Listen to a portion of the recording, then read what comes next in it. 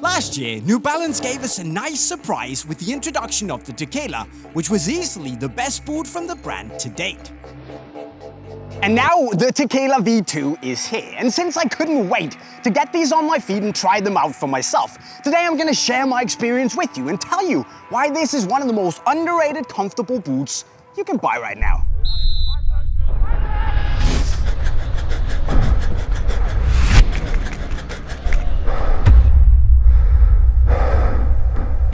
The new Tekela V2 builds on a soft one-piece synthetic upper with the so-called zonal kinetic stitching, which are synthetic threads woven into the upper to give you adaptive lockdown and control through 90 minutes.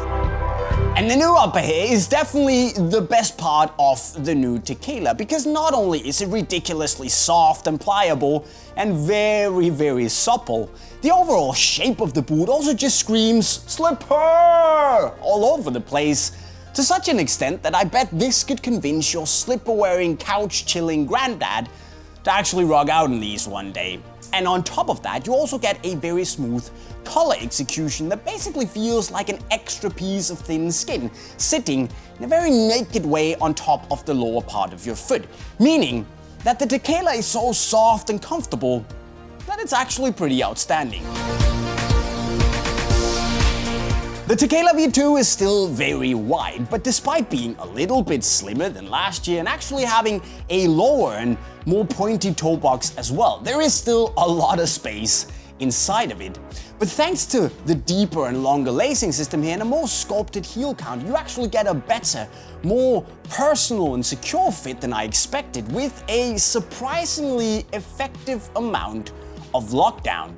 Now personally, I went down half a size compared to what I normally would to get the tightest fit possible because of my relatively slim feet. But I'd probably recommend most people to go true to size to get that really cruising sensation that the Tekela wants to offer.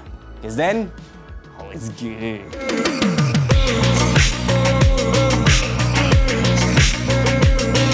As for the touch, the Tekela V2 is a little bit less padded than last year, simply because New Balance cut a bit down on the foam from the first Tekela, and that means that you get a bit more of that crisp and sharp sensation on the ball, but still offers a bit of that silky elegance left in the boot, because not all of the foam is actually gone.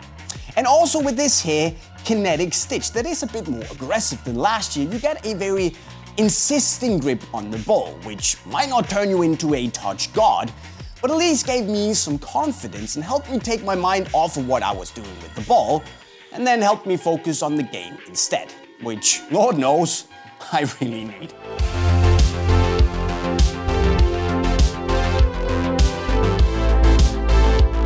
New Balance also updated the outsole, and the stud shape is definitely new and interesting. At least I haven't seen anything like this before. But the reason behind the madness is that New Balance wants to give you that little bit of extra bite thanks to the larger, flatter surface, and then also secure the rotational maneuverability with a bit more ease of movement through the ground, because the studs have been rounded on the edges, and actually it works pretty well. It's nice, it's comfortable, the boot flexes well with the foot. But on the other hand, it's not going to win any Nobel Prizes for its ingenuity or innovation either. But being real, guys, the Tekela V2 here is an update that does what is needed. It keeps the successful recipe and then makes a couple of fixes to change the boot much for the better. And if you're in the market for serious comfort and a boot that can compete with the biggest names out there, you can do a lot worse than this. And if you want to pick it up, you can do so right over there on unisportstore.com. But before you bounce over there, remember to tell us what you think of the new Tekelas. Smash the subscribe and the bell notification button, and maybe learn a skill or two in the playlist right down there. With that said, guys, we're signing off. Cheerio.